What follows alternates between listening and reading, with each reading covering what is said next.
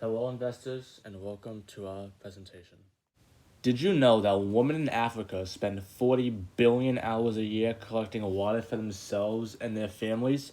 That is equivalent to the amount of time the population of France spends at their jobs every year.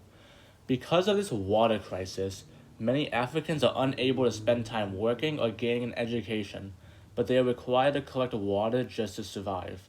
The United Nations estimates that about 115 people die every hour in Africa from issues due to water like starvation and poor hygiene. Many communities are so spread out that they are unable to access a water supply for personal hygiene or for water for crops.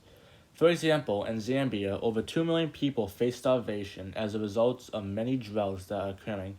This is an avoidable situation, and we want to fix this problem so people do not have to worry about food on their plates every night.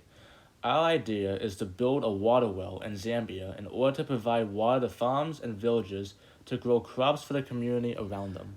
These wells we build will be implemented right near the farm so the farmers are able to grow their plants more efficiently.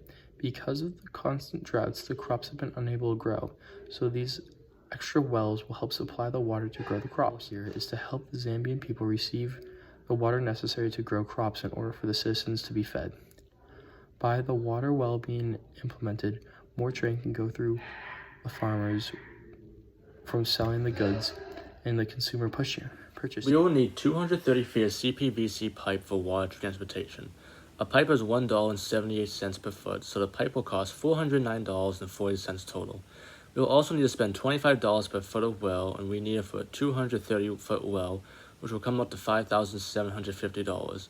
We will also implement a dollar hand pump for the well, which comes out to $75. We will also purchase 300 5-gallon buckets to carry water and let anyone use the buckets. This will cost $1,045 and a total budget of $7,279.40 for the whole water well. We're going to have the water well in Lusaka, which is the capital of Zambia. This location has over a population of 1 million people.